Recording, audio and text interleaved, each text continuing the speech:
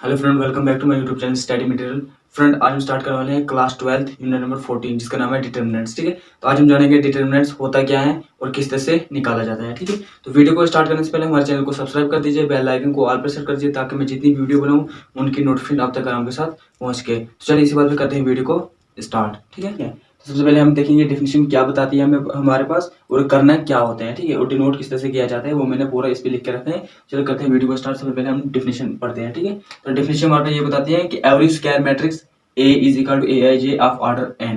मतलब हर एक स्क्वायर मैट्रिक्स तो हमने ऑलरेडी पढ़ लिया है। ठीक है, जिन्हें वो वाली वीडियो नहीं देखी है डिस्क्रिप्शन में जाए और आपको लिंक मिल जाए कि स्क्वायर मैट्रिक्स हमने किस तरह से पढ़ा था, मैट्रिक्स हमने किस तरह से निकाला था और क्या किया था। वही बोल रहा है कि हर एक square matrix of order N, उनका ऑर्डर क्या होना चाहिए एन। स्क्वायर मैट्रिक्स का मतलब कि हमारे पास ये देखो ऑर्डर 1 2 2 1, इसका ऑर्डर क्या हमारे पास 2/2, मतलब एम भी 2 है और एन भी 2 है, तो इसका एक ही रखेंगे, या तो 2 वो वाला 2 या ये वाला 2, क्योंकि या तो एन रखो या एम रखो। स्क्वायर मैट्रिक्स का ये मतलब होता है। ठीक है, मतलब उसके कॉलम भी सेम और रोज भी सेम होनी चाहिए। ठीक है, we can state a number real और complex called determinant of matrix A, या फिर रियल नंबर हो सकते हैं या फिर कॉम्प्लेक्स नंबर हो सकते हैं। ठीक है, is called determinant of the matrix, उसको हम बताएंगे determinant of the matrix. Simple है, क्या हमारे पास स्क्वायर मैट्रिक्स एक गिवन होगा।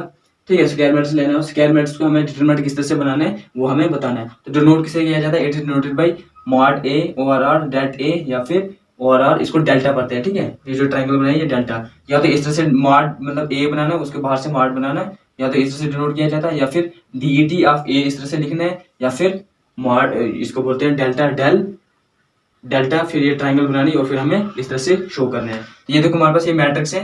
ठीक है, क्या डिटरमिनेंट ऑफ द मैट्रिक्स है हमारे पास ए इज इक्वल टू, इसके एलिमेंट देखो a11 a12 इस तरह से मैट्रिक्स लिया जाता है, फिर a21 a22, ये मैंने इसका ऑर्डर क्या लिया हमने 2/2, तो हम 2/2 तो मतलब 2 रख सकते हैं या 2/2 एक ही बात है। ठीक है, ऑर्डर एंड ये लिए मैंने स्क्वायर मैट्रिक्स ऑफ ऑर्डर है। इसको देखो आप डिटरमिनेंट किस तरह से दिखाया जाता है। कुछ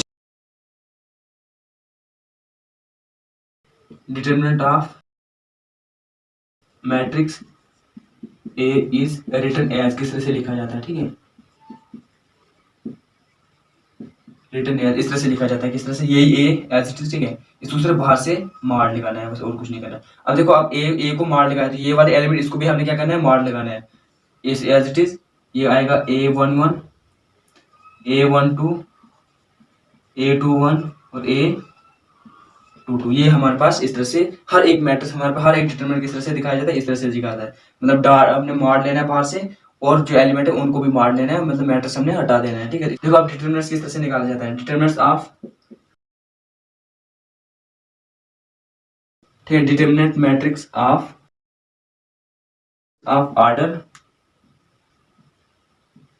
अगर ऑर्डर 1 होगा तब हमारे पास किस तरह से दिखाया जाता है। ठीक है, डिटरमिनेंट मैट्रिक्स ऑफ ऑर्डर 1, तो ऑर्डर 1 में किस तरह से दिखाया जाएगा, ए, ये हमारे पास मैट्रिक्स दिया होगा जिसका एलिमेंट क्या होगा हमारे पास ए। ठीक है, जब इसको डिटरमिनेंट दिखाएंगे तो ए हमारे पास इस तरह से दिखाएगा, डिटरमिनेंट इज इक्वल टू, सिर्फ इसका अंदर एलिमेंट जितने लेते हैं बस ए। सिंपल क्या करना है, मतलब अगर एक एलिमेंट होगा तो ये हमारे पास ऑर्डर इसका क्या लिखेंगे, और ऑफ ऑर्डर 1, जिसका ऑर्डर क्या हमारे पास सिर्फ 1 है, ये लिखा मैंने order determinant matrix of order 1। तो ऑर्डर इसका देखो, इसका ऑर्डर 1 ही है क्योंकि कॉलम भी वही है रो भी वही है, तो एक ही एलिमेंट है, तो 1 ऑर्डर 1 है। तो इसके लिखेंगे जब डिटरमिनेंट निकालेंगे, डिटरमिनेंट सिर्फ इसका अंदर वाला एलिमेंट लिखते हैं बस। 2 होता है सिर्फ 2 जितना आता है, 1 होता है 1 आता है बस, और कुछ नहीं करना। ठीक है, ये हमारे पास इस तरह से निकालना था। इस तरह से अगर डिटरमिनेंट ऑफ ऑर्डर 2 होगा,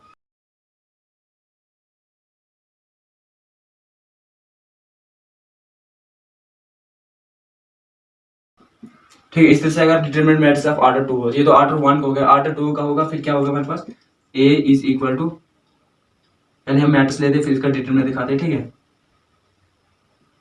जैसे मैं मैट्रिक्स ले लेता हूँ a11 a12 a21 और a22, तो यही एलिमेंट, क्योंकि यही हमारे पास इस तरह से दिखाया जाता है, ये हमारा मैट्रिक्स। अब इसका डिटरमिनेंट बनाओ, ए डिटरमिनेंट, ठीक है, इक्वल टू, इसको मार लगाना है बस, बाकी कुछ नहीं, a11 a12 a21 और a22। अब देखो इसको हमें करना किस तरह से, ये तो हमारे पास अभी तक ऐसा किया हमने, क्योंकि अब इसका हमने ऑर्डर लाना है। ये तो हमारे पास ऑर्डर क्या रहा है हमारे पास 2, क्योंकि एन भी सेम है और एन भी सेम है, इसको ऑर्डर 2 लिखेंगे या 2/2 लिख सकते हैं। ठीक है, 2/2 ऑर्डर हमारे पास क्या 2/2। अब देखो इसको किस तरह से किया जाता है, कुछ नहीं करना है, इसको ये जो एलिमेंट है इसको इसके साथ मल्टीप्लाई करना है। ठीक है, ये इस तरह से क्रॉस करना है और इसको इसके साथ मल्टीप्लाई करना है, क्रॉस करना है बस, बाकी बीच में साइन माइनस होगा। ठीक है, अब इसको इसके साथ करो, ये क्या बन जाएगा, is equal to a11 multiply by a22, A11 not A22 minus, बीच में साइन माइनस होता है याद रखना, फिर